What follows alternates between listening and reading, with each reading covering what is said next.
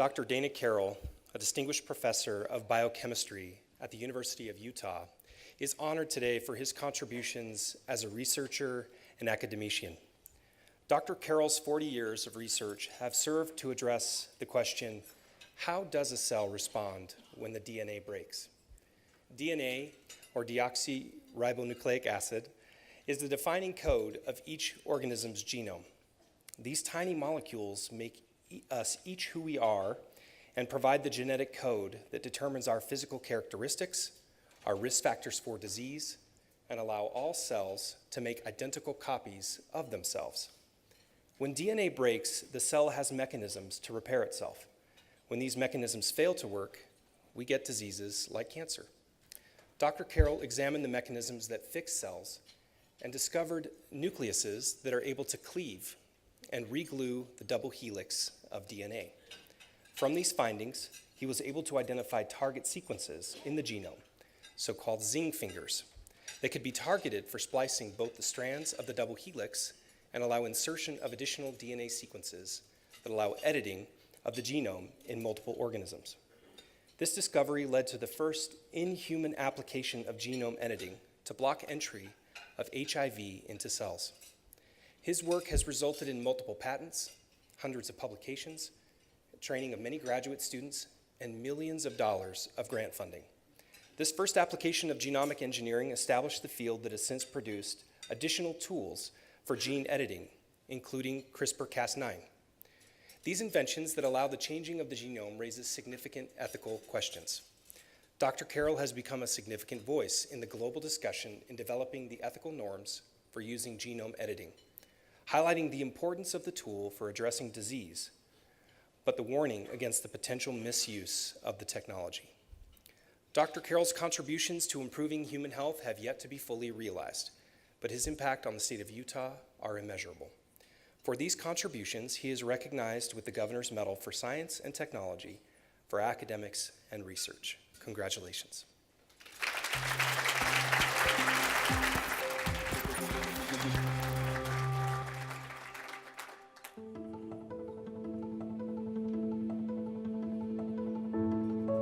Dana's major contribution is to be really a father of a technique called genome editing. That lets us change the DNA blueprint of a living organism, and it's incredibly powerful. It's already revolutionizing agriculture, domestic animals, and it's about to revolutionize medicine. So there are already human trials now using genome editing.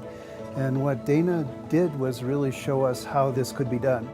He's so passionate about his work, whether it's genome editing that he specializes in or really any research that's going on in the Department of Biochemistry. He's just enthusiastic about science and just loves to learn and loves to spread his passion to others, especially young scientists like myself.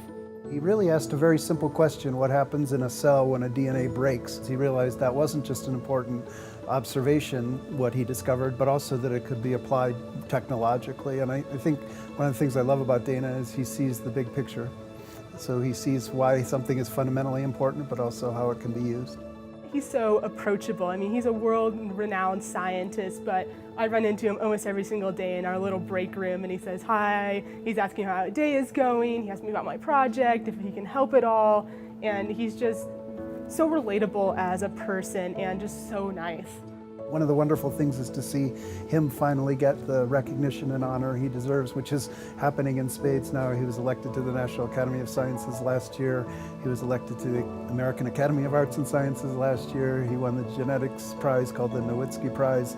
He's now getting the honors he deserves, but for many years he was promoting all the rest of us. Dana's a true innovator in his field just with how much he's contributed to genome editing, not just at the University of Utah, but across the world. He's going to have a legacy of having done groundbreaking research, of building a great department, and of putting his science and others in the context of an ethical framework going forward. For his groundbreaking work as the father of genome editing, this year's Governor's Medal for Science and Technology in Academic Research goes to Dana Carroll, Ph.D. of the University of Utah.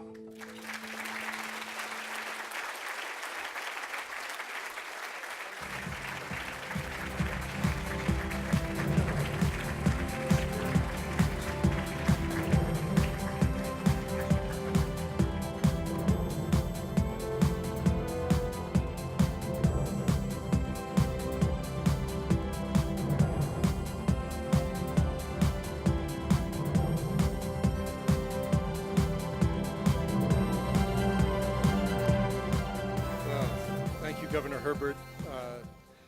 Thank you to USTAR, and particularly the selection committee that picked me for this unexpected honor. I'm grateful that the people who spoke on that little video you saw told you what they did and not some other things they might have said.